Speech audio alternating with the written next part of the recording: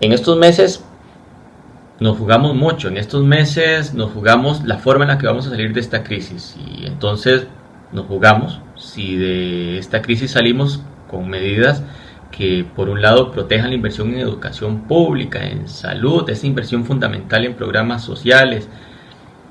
y que al mismo tiempo haga que las cargas se repartan de forma equilibrada, haciendo que aporten más realmente quienes tienen capacidad de aportar más y no poniendo cargas sobre personas o empresas que ya no dan más. O más bien, si terminamos permitiendo que la salida de la crisis la construyan y le impongan esos pescadores que quieren aprovechar que el río está revuelto para hacer que la salida de la crisis sea a las patadas, evitando que las élites económicas aporten nada nuevo y haciendo además que se destruyan conquistas sociales que son fundamentales. Y pues efectivamente, en río revuelto ganancia de pescadores, dicen, y en estos días hemos visto cómo se revuelve el río. Y el río se revuelve por muchas cosas, se revuelve porque obviamente estamos en un ambiente de altísima tensión, por un lado la pandemia, por otro lado una crisis económica que tiene un efecto directo sobre las finanzas públicas y que ha provocado que los ingresos que se esperaban recaudar este año se hayan reducido de manera realmente significativa. Y sí, en la de menos uno podría pensar, ¿y a mí qué me importa si los ingresos del gobierno se redujeron? Lo que pasa es que esos ingresos son necesarios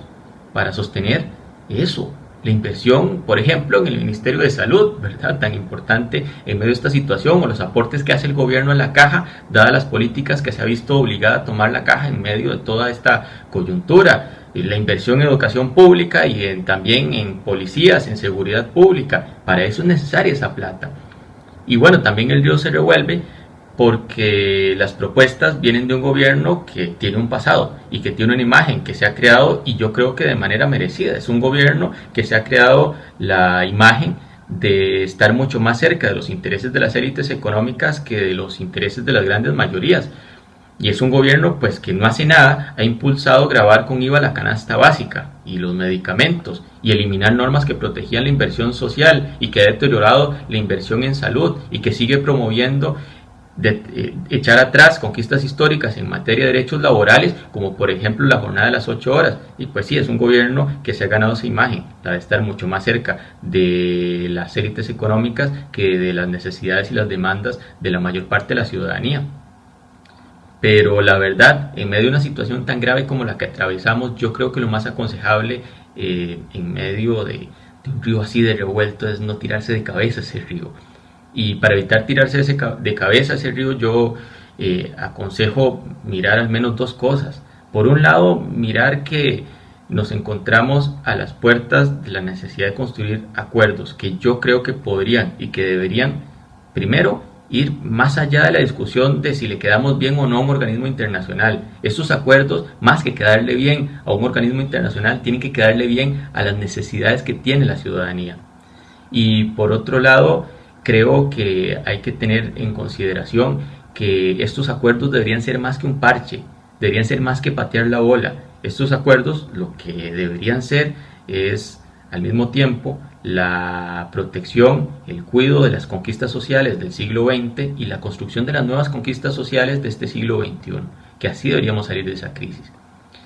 Y por otro lado, para evitar irse uno de cabeza al río,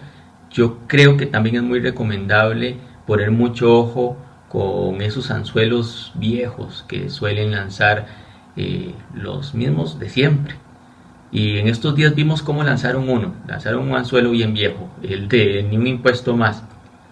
Claro, yo entiendo, para las personas de clase media y para las personas de bajos ingresos es absolutamente comprensible que digan ni un impuesto más a mí, es que miren, yo ya no doy más. Para las empresas pequeñas y medianas que ya no dan más, absolutamente comprensible que digan, a ver, ya ni un impuesto más, ¿cómo hago para cargar con más yo? Es cierto. No obstante, ojo que quienes han lanzado lo de la consigna de un impuesto más también son políticos y comentaristas que hace unos meses no tuvieron reparo en apoyar, en impulsar esa reforma fiscal que grabó con IVA la canasta básica, los medicamentos. No tuvieron problema con eso y no sacaron la banderita de ni un impuesto más. Y entonces ya eso tendría que hacerle a uno por lo menos comenzar a dudar de, ¿y estos por qué ahora sí ni un impuesto más? Yo creo que estos salen ahora con ni un impuesto más porque saben que estamos a las puertas de una discusión que podría tocar sus intereses, los intereses que no son ni los suyos ni los míos, sino los intereses de quienes tienen capacidad económica para aportar más, pero no quieren. Saben que con las propuestas del gobierno, aunque esas propuestas, yo lo tengo clarísimo, carecen de progresividad y siguen cargando sobre, por ejemplo, personas de las clases medias que no deberían cargar más, lo cierto es que sí abren posibilidades de conversar sobre la necesidad de aumentar las tarifas del impuesto sobre la renta sobre quienes reciben realmente ingresos muy altos y sobre las empresas muy grandes. Y entonces, claro, por eso esos que no tuvieron reparo en salir con el ni un impuesto más cuando se trataba del IVA sobre la canasta básica, ahora sí salen con el ni un impuesto más. Son muy vivos, porque lo que intentan en el fondo es hacer pasar sus intereses privados por el interés colectivo, por el interés general. Y entonces yo creo que también, para no irse de cabeza en ese río tan revuelto, hay que poner mucho ojo a esas consignas así de simplonas, así de simplonas, porque vean que esta de ni un impuesto más viene acompañada de otra, la de todo se resuelve con recortes, pero no dicen recortes de cuánto ni dónde. No van a decir de cuánto ni dónde, porque si realmente quieren proponer que todo se resuelva a punta de tijeretazos a la inversión pública, pues tendrían que aceptar que lo que quieren es recortar la inversión en educación y en bonos de vivienda y en los programas sociales. Y como eso ya suena un poco mal, no lo dicen, solo dicen recorten todo, que con recortes se arregla todo. No van a decir dónde, no van a decir cuánto, porque saben que allí es donde comienza una discusión realmente seria. En fin, yo creo que estamos en una situación que exigirá acuerdos que va a ser difícil construir, pero que son posibles, y que hay que andarse con ojo, porque en medio de este río revuelto, vean que ya salieron muchos a pescar, intentando hacer eso, intentando vestir de interés colectivo lo que no son más que sus intereses privados.